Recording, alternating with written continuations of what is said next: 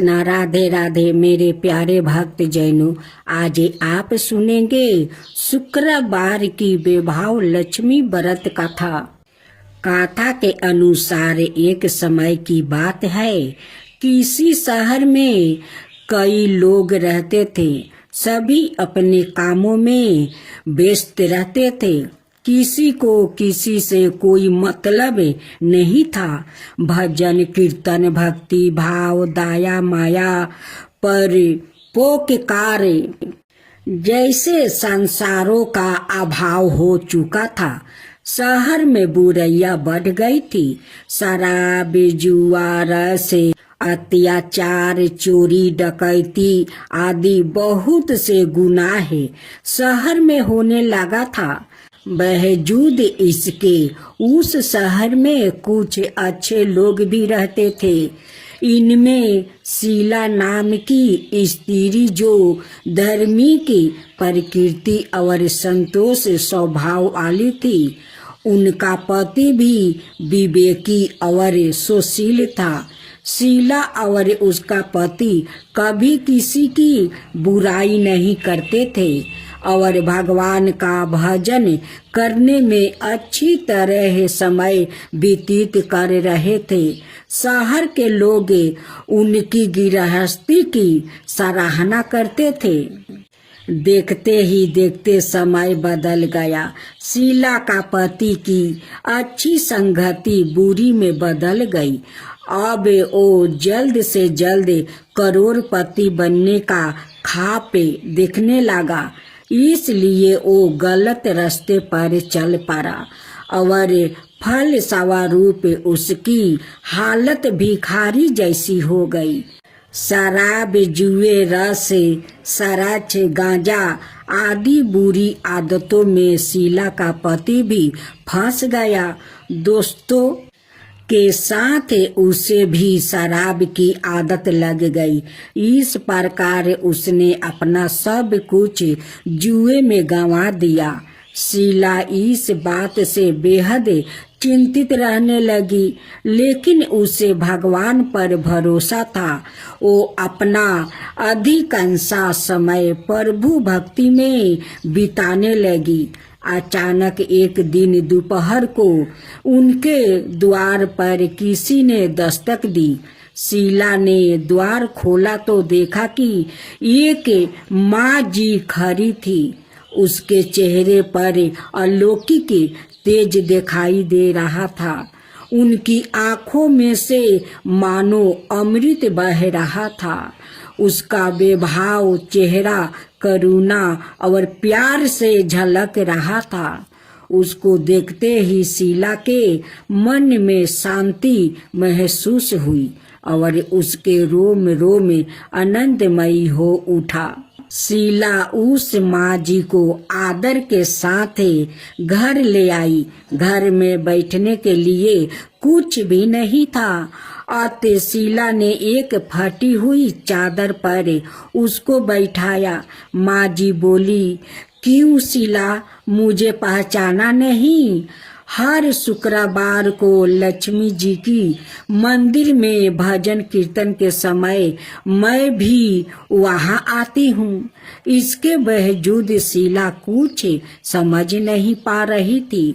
फिर माँ जी बोली, तुम बहुत दिनों से मंदिर नहीं आई, इसलिए मैं तुम्हें देखने चली आई। माँ जी के प्रेम भरे शब्दों से शीला का हृदय पिघल गया।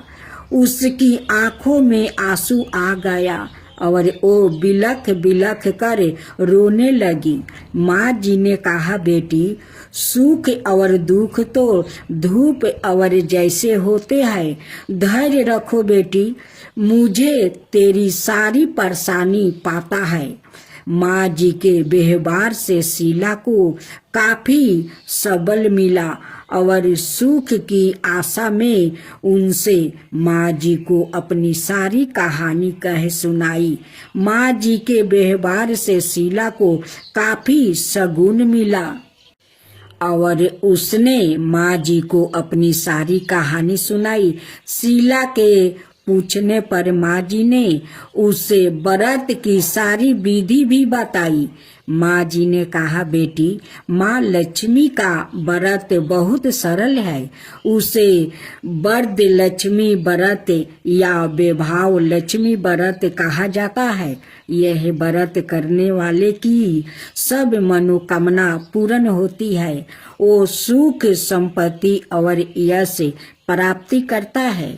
शीला यह सुनकर आनंदित हो गई। शीला ने संकल्प करके आंखों खोली तो सामने कोई ना था। वो सोच में पड़ गई कि माँ जी कहाँ गई। शीला को तत्काल यह समझते देर नहीं लगी कि माँ जी और कोई नहीं, साक्षात लक्ष्मी जी ही थी। दूसरे दिन शुक्रवार था। सुबह स्नान करके स्वच्छ कपड़े पहनकर शीला ने माँ जी द्वारा बताई विधि से पूरे मन से व्रत किया। आखिरी में प्रसाद वितरण हुआ। यह प्रसाद पहले पति को खिलाई। प्रसाद खाते ही पति के स्वभाव में फर्क पड़ गया। उस दिन उसने शीला को मारा नहीं, सताया भी नहीं। शीला को बहुत आनंद हुआ। उनके मन में वैभव लक्ष्मी व्रत के लिए श्रद्धा बढ़ गई।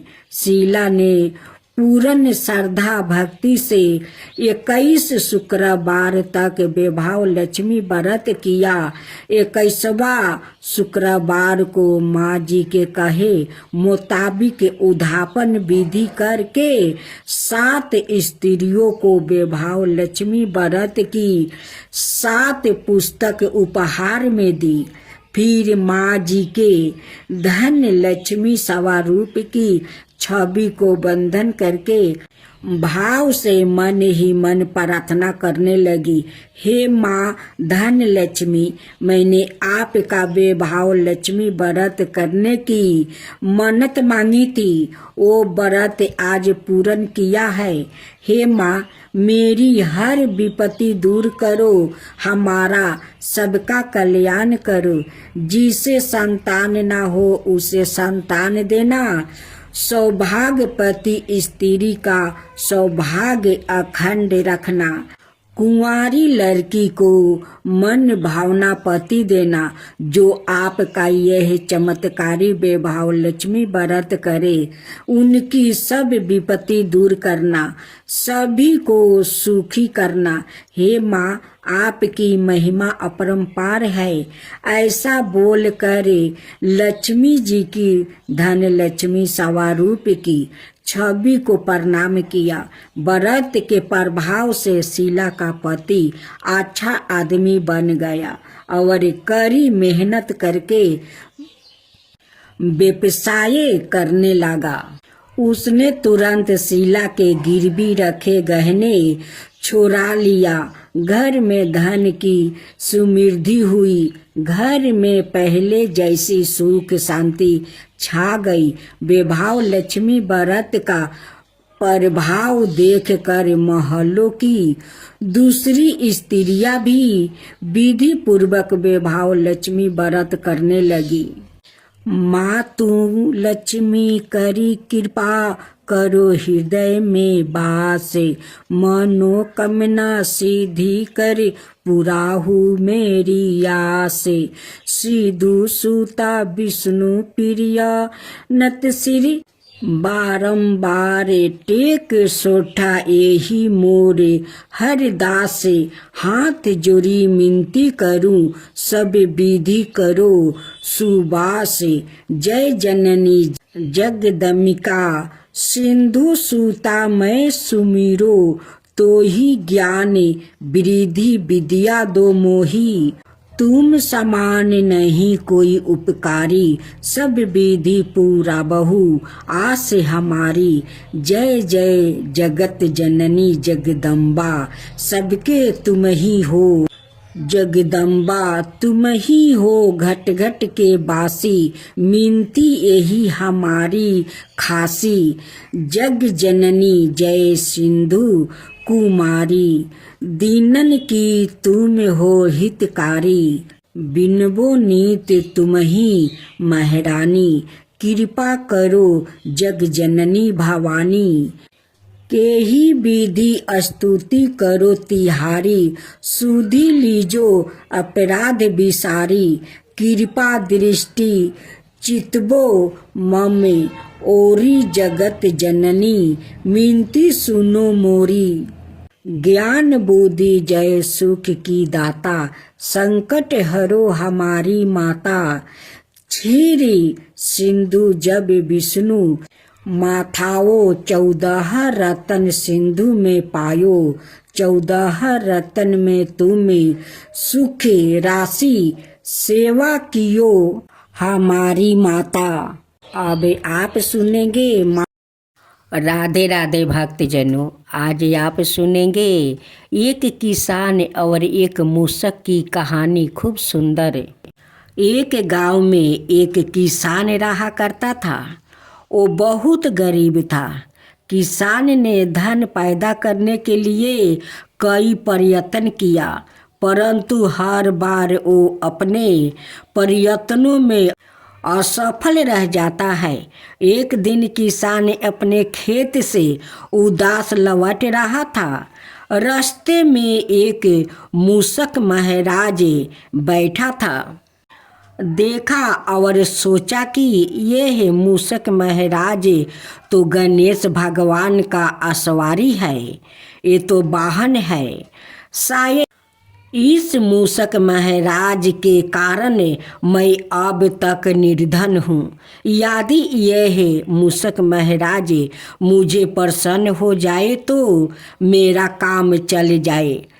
ऐसा सोचकर किसान उस मूसक महाराज को क्यों ना मैं लड्डू खिलाऊं, ये सोचकर किसान घर जाता है और एक लड्डू लियाकर वो मूसक महाराज को सामने रख देता है और हाथ जोड़कर कहता है कि हे मूसक महाराज, आप तो विघ्नहर्ता का सवारी है, मेरा भी दुख हर लीजिए। मैं बहुत गरीब निर्धन किसान हूँ। मेरे खेत में पैदा नहीं होता है। इतना फसलें गाड़ता हूँ लेकिन फसल उग नहीं पाता है। मैं आपसे प्रार्थना करता हूँ कि मेरा दरिद्रता दूर कीजिए हे मूसक महाराज। मूसक महाराज तो वहाँ से टस से मस नहीं हुआ, वो बैठा रहा। किसान वो घर चला जाता है। जब सुबह किसान वो आकर देखता है तो उस कटोरे में एक सोना का मोहर है। किसान बड़ा प्रसन्न हुआ। किसान ने अपने चारों ओर देखा, परंतु मूसक महाराज नजर नहीं आया। किसान को विश्वास हो गया कि यह हो ना हो कोई मूसक महाराज गणेश भगवान तो नहीं है। मुझे तो इसकी प्रतिदिन कुछ सेवा करनी चाहिए। ऐसा सोचकर उसने यहाँ निश्चित किया कि वो रोज कटोरे में एक लड्डू भरकर मूसक महाराज का स्थान पर राख आया करेंगे। किसान ने ऐसा ही किया। वो मूसक महाराज के बिल्कुल द्वार पर रोज एक लड्डू का कटोरा राख आता। मूसक महाराज रोज लड्डू खा लेते हैं और एक मोहर उस कटोरा में डाल देते हैं। इस तरह प्रतिदिन एक मोहर मिलने से वो किसान माला माल होने लगा। लोग कहते हैं ना कि जिसका भाग में होता है उसी को धन मिलता है, और जिसको भाग में नहीं होता है उन्हें धन नहीं मिलता है। वही हुआ किसान के साथ। एक दिन की बात है, किसान को कुछ कार्यवश बाहर जाना पड़ा। किसान ने चलते समय अपने बेटा को समझा कर बता दिया कि देखो बेटा, मूसक देवता को रोज नियम से लड्डू उनकी बील के सामने राख आना। ऐसा ही किया। वो प्रतिदिन निश्चित समय पर लड्डू का कटोरा मूसक महाराज के बील के पास राख आता और दूसरे दिन उठा लाता। एक दिन किसान के बेटा ने सोचा कि मूसक महाराज के बिल में कोई खजाना है।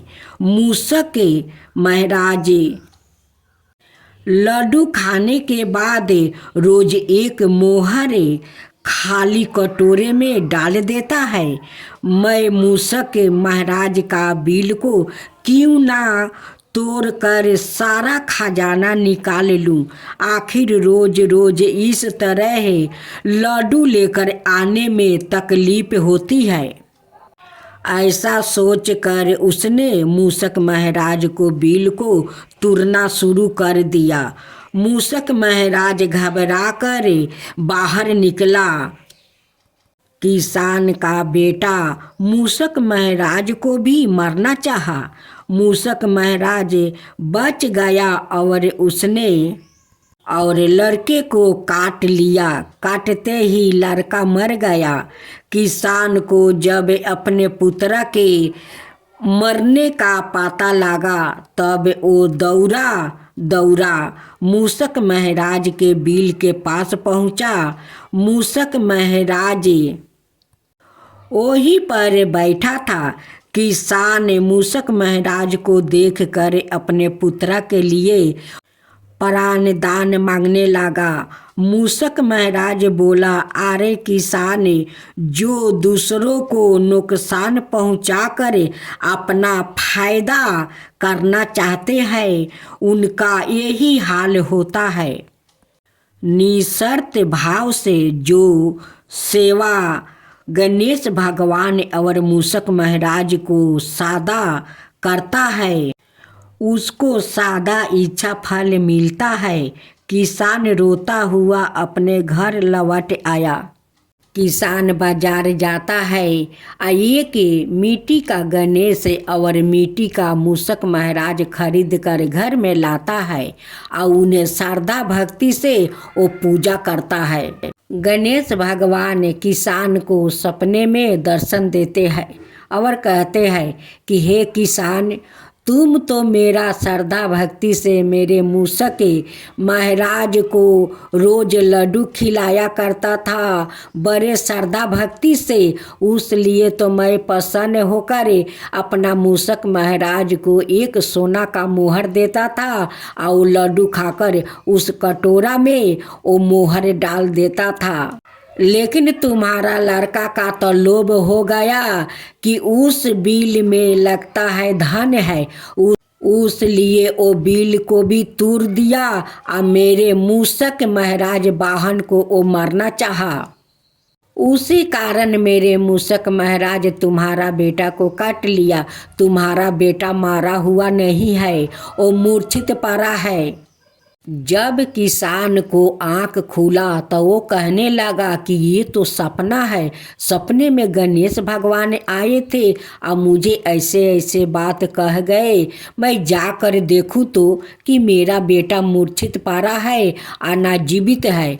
जब किसान जाकर देखता है कि उनकी बेटा उसी बिल के पास बैठा हुआ है, किसान देखकर बहुत प्रसन्न हो गया और बार बार गणेश भगवान और मूसक महाराज को वो धन्यवाद देने लगा और कहने लगा कि हे गणेश भगवान, मैं रोज आपका घर में पूजा करूँगा, रोज मूसक महाराज को लड्डू को भोग लगाऊंगा, आपका मोदक और लड्डू का भोग लगाऊंगा और श्रद्धा भक्ति से आपका पूजा करूंगा, हे गणेश भगवान।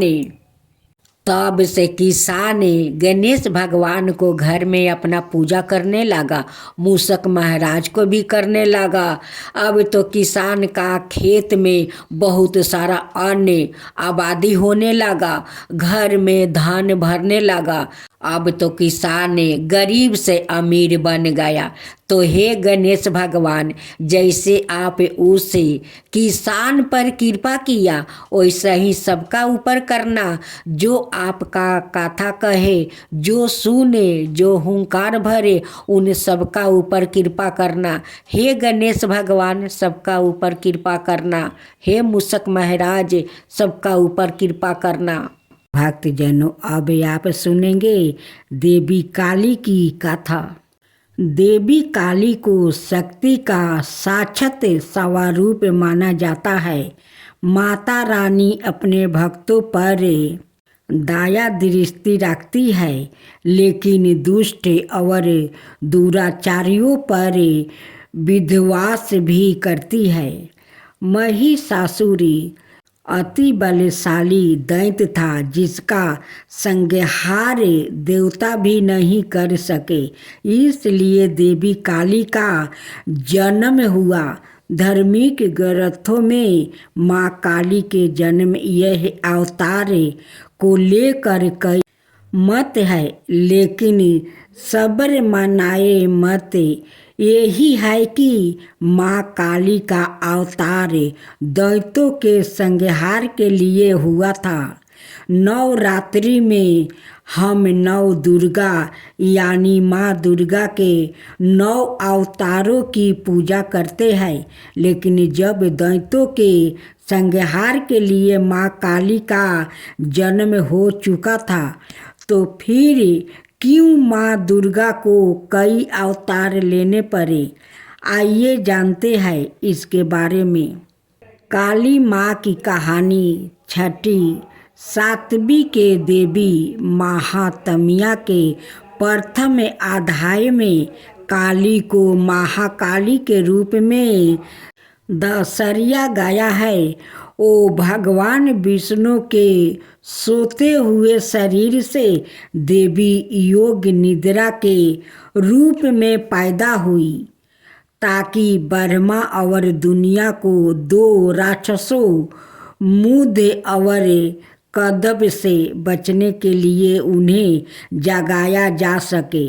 एक बार जब विष्णु जागे तो उन्होंने उन राक्षसों के खिलाफ एक लंबा युद्ध शुरू किया, लेकिन वो अभी भी पराजित थे और अपनी सफलता पर गर्व कर रहे थे। यह देखकर महाकाली ने महामाया का रूप धारण किया और दोनों राक्षसों को मंत्रमुग्ध करने के लिए चली गई। जब वो महामाया से विचलित हुए तो विष्णु ने उन्हें तुरंत मार डाला। बाद के अध्यायों में चंड और मुंड 2 राक्षस थे, जो देवी दुर्गा पर हमला करते थे। दुर्गा इतनी उग्रता से जवाब देती है कि काली उसके माथे से निकलती है और उन दोनों को मार देती है। यहाँ काली को गहरे नीले रंग की त्वचा संधि हुई, आँखों वाला एक पातला चेहरा और खोपड़ियों की माला के साथ बाघ की खाल का कपड़ा पहने हुए बताया गया है।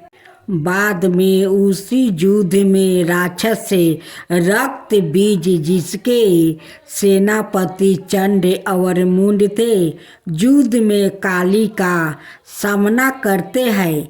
रक्त बीज को वरदान है कि उसके खून की हर बूंद जो जमीन को छूती है, उससे उसका एक और कैलोन पैदा हो जाएगा। चौकी दुर्गा रक्त बीज को उसके अनगिनत कैलोनों के साथ हारने में असमर्थ है। काली उसके शरीर से उसका खून चूस लेती है और उसे हराने के लिए उसके कैलोनों को खा जाती है। रक्त बीज और दारुका दोनों मामलों में काली को दुश्मनों को हराने के बाद रक्त पिपासु के नसों में चूर बताया गया है और रक्त पिपासु की उसकी लालसा नियंत्रण से बाहर हो जाती है। शिव को फर्श पर शांत होकर हस्तक्षेप करना पड़ता है। जब काली क्रोध में आगे बढ़ रही होती है तो वो गलती से शिव पर पैर रख देती है और उसकी जीभ बाहर निकल जाती है। वो तुरंत शांत हो जाती है और फिर से दुर्गा पार्वती में विलीन हो जाती है। युद्ध में भाग लेने के बाद शिव ने पार्वती को काली काली तवाचा वाली कहकर चिढ़ाए।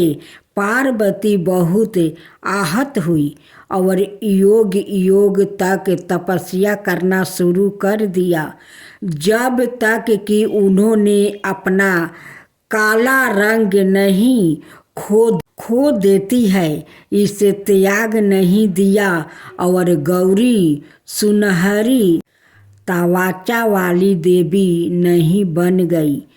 उसका छिपा हुआ अंधकारमय अवतारण कोशिकी बन जाता है, जो क्रोधित होने पर काली बन जाता है। काली पूजा उत्सव देवी काली को समर्पित है और विशेष रूप से पश्चिम बंगाल, ओडिशा और असम के भारतीय क्षेत्र में मनाया जाता है। यह हिंदू कैलेंडर के हर महीने में अमावस्या के दिन मनाया जाता है। यह दीपावली के बाद शुरुआत होता है और दिनों तक चलता है। चौकी देवी काली महाविद्याओं में प्रमुख है। उनमें से प्रत्येक का काली पूजा से पहले अवतार का एक दिन होता है। काली माँ को फलों का प्रसाद बंगाल में खिचड़ी भोग के साथ निरामिष अर्थात बिना प्याज या लहसुन का मटन, मछली, करी, पायस, मिठाई और भाजा गहरे तेले हुए पकौड़े चढ़ाया जाता है। कुछ स्थानों पर प्रसाद के रूप में शराब भी चढ़ाई जाती है। अनुभवी पंडितों का कहना है कि लोग रात भर पंडालों में आते हैं और दिन की तुलना में रात में भीड़ बढ़ जाती है। पूजा आश्चर्यजनक रोशनी, प्रकाश और धावनी सो काली पूजा से पहले प्रत्येक दिन मनाए जाने वाले महाविद्याओं के अवतार और अंतिम महाविद्या कमलात्मिका के अवतार, जिसे कमलात्मिका जयंती के रूप में मनाया जाता है, दिवाली के दिन पड़ने के कारण उन्हें अक्सर तांत्रिक लक्ष्मी के रूप में माना जाता है। इसके कारण और इस के कारण कि लक्ष्मी को विष्णु की पत्नी के रूप में माना जाता है। उसके बाद इसे लाल गुलहल के फूलों और गुलहल की माला से सजाया जाता है, जो उनका पसंदीदा फूल माना जाता है। फिर काली पूजा पंडालों में काली मंत्रों और भजनों की मदद से की जाती है। उनकी प्रार्थना की जाती है और उनकी दिव्यता का आहन किया जाता है। यदि पूजा घर पर आयोजित की जा रही है तो मंदिर काली पूजा की पूजा सेवा प्रदान करता है। जहाँ भक्त की ओर से पूजा आयोजित की जाती है, मंदिर के पंडितों के पास पूजा के लिए सारी सामग्री तैयार है और भक्तों को बस कुछ निराशों का पालन करना है जो मंदिर द्वारे इसमें। अब आप सुने कार्तिक जन्म और तारक वध की कथा। भगवान शिव और पार्वती की नृत्य लीलाओं से कैलाश और भी रमणीय हो गया। एक दिन माता पार्वती एक सरोवर के तट पर गई। सरोवर का जल अत्यंत निर्मल और स्वच्छ था। उसी समय उन्होंने देखा कि कमल पात्रा में जल लेकर 6 महिलाएं अपने घर जाने ही वाली है। पार्वती उमा ने कहा, देवियों, अगर आप लोग को कष्ट ना हो तो कमल पात्रा में रखा हुआ जल मैं पीना चाहती हूँ। महिलाओं ने कहा, देवी, यह जल पीने के पहले आपको हमारी एक शर्त माननी पड़ेगी। वो शर्त यह है कि इस समय आपके गर्भ में जो पुत्र है वो हमारा भी पुत्र माना जाए। ऐसा ही होगा। पार्वती जी ने तत्काल वचन दे दिया। महिलाएं परम प्रसन्न हुई। उन्होंने कमल पत्र में रखा थोड़ा सा जल उमा देवी को भी दे दिया। भगवती पार्वती ने महिलाओं के साथ उस मधुर जल का पान किया। जल पीते ही उनकी दाहिनी कोख से एक परम तेजस्वी बालक उत्पन्न हुआ। उसके 6 मुख थे। उसके सुंदर हाथों में त्रिशूल, शक्ति और अंकुश सुशोभित थे। सरकंडों के वन में जन्म ग्रहण कर वो बालक दीने दीने बढ़ने लगा। वो अपने 6 मुखों से 6 महिलाओं को दूध पीने लगा। महिलाओं भी माता की तरह उसका पालन पोषण करने लगी। इस प्रकार महिलाओं द्वारा पालित होने के कारण वो बालक आगे चलकर कार्तिकेय के नाम से विख्यात हुआ। देवताओं ने कार्तिकेय को नाना प्रकार के अस्त्र शस्त्र प्रदान किया और उनकी विविध प्रकार से पूजा की। देवताओं ने भगवान शिव से अनुरोध किया, प्रभु, अब देवताओं का दुख दूर करने के लिए आप कुमार कार्तिकेय को आज्ञा दीजिए। शिव जी ने कुमार कार्तिकेय को देवताओं को सौंप दिया। कुमार कार्तिकेय के देवताओं के सेनापति हुआ। इंद्र ने तारकासुर के पास अपना दूत भेजा। दूतों ने तारकासुर से कहा, असुरराज देवराज इंद्र तुमसे युद्ध करने आ रहे हैं। तुम्हें अपने प्राणों की रक्षा के लिए जो भी प्रयत्न करना चाहते हो कर लो। कुछ ही समय में कार्तिकेय ने देव सेना के साथ तारक के नगर पहुंचकर उसे चारों ओर से घेर लिया है। दैत्यराज तारकासुर भी अपनी सेना के साथ युद्ध भूमि में आ पहुंचा। भयानक युद्ध छिड़ गया। कार्तिकेय का आश्रय पाकर देवता प्रबल हो गया था। वो असुरों का संहार करने लगा।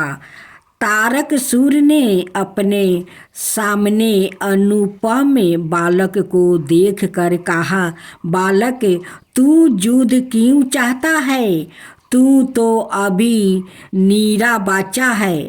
जा कहीं गोद में बैठ कर खेले, मेरे आगे आकर तू क्यों मरना चाहता है। कुमार कार्तिकेय ने परतय उत्तर दिया, तू मुझे बालक समझकर मेरी उपेक्षा मत करे। विष धारे का नाना बच्चा भी मारे डालने में समर्थ होता है। छोटे मात्रा में भी अधिभूत शक्ति होती है। दुष्ट, तू बहुत अत्याचार कर चुका है, अब निश्चय ही तू मेरे हाथों मारा जाएगा।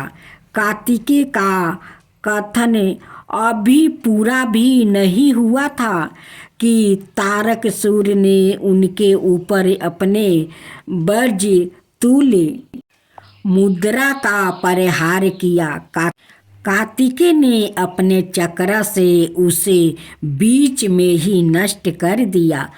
पार्वती नंदन के सामने असुरों के सारे अस्त्र शस्त्र निष्फल हो गया। असुरों की सेना तितर बितर हो गई। पृथ्वी पर रक्त की सरिता बहने लगी। अमित तेजस्वी कुमार कार्तिकेय ने तारकासुर पर अपनी अमोघ शक्तियाँ का प्रहार किया। वो शक्ति तारक की छाती में प्रवेश कर गई। उसकी छाती फट गई। दैत्य तारक का निर्जीव शरीर पृथ्वी पर गिर पड़ा। तारकासुर के वध से पृथ्वी का पाप मिट गया। देवगण शिव पुत्रा की स्तुति करने लगे। उनकी प्रसन्नता का परवाह ना था। चारों तरफ कुमार कार्तिकेय की जय जयकारा होने लगी। कथा। एक परिवार में ननद और भाभी रहती थी।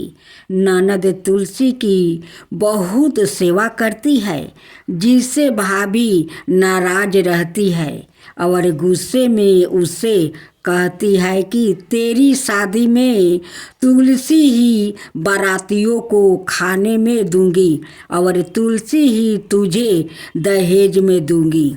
इस पर ननद मुस्कुरा देती है। निश्चित समय पर ननद का विवाह हुआ और बारात घर पर आई तो भाभी ने बारातियों के सामने तुलसी का एक गमला फोड़ दिया और ननद के गले में मंजीरी की माला डाल दी। लेकिन यह क्या चमत्कार हो गया। जब तक कोई कुछ समझ पाता, गमले के टुकड़े स्वादिष्ट भोजन बन गया और मंजीरी की माला सोने की माला में बदल गई। ससुराल वाले ने इस अवगात पर प्रसन्नता व्यक्त की। भाभी को तुलसी का महत्म्य समझ में आ गया। इधर भाभी ने अपनी बेटी से कहा कि तू भी अपनी फुआ की तरह तुलसी की पूजा किया कर। लेकिन बेटी का मन नहीं लगता। लड़की की शादी के समय भी उसने खाने के लिए गमला फोड़ दिया, किंतु इस बार वो आश्चर्य नहीं हुआ और मीठी मीठी ही बनी रही। बाराती भूखे पेट ही उनकी आलोचना करते हुए लौट गया। काफ़ी समय के बाद भाई को अपनी बहन की याद आई तो अपनी पत्नी से कहा कि कुछ सामान दे दो, बहन से खाली हाथ मिलने नहीं जाना चाहिए। उसने एक झोली में थोड़ा सा जबरा भर कर दे दिया। कहा कि घर में यही है, लो जाओ। बहन के घर पहुंचने के पहले उसे एक गौशाला देखी तो गौ के सामने उसने जुआर का झोला उलीट दिया, जिस पर गौशालक ने कहा कि गाय सोना मोती नहीं खाती है, इसे क्यों डाल रहे हो? जुआर के दानों के सोना मोती बनने पर उसने उसे बिटोरते हुए पूरी बात सच सच बता दिया। भाई को देखकर बहन बहुत ही प्रसन्न हुई। वापसी में यह बात उसने अपनी पत्नी को बताई तो वो भी तुलसी की पूजा करने लगी। राधे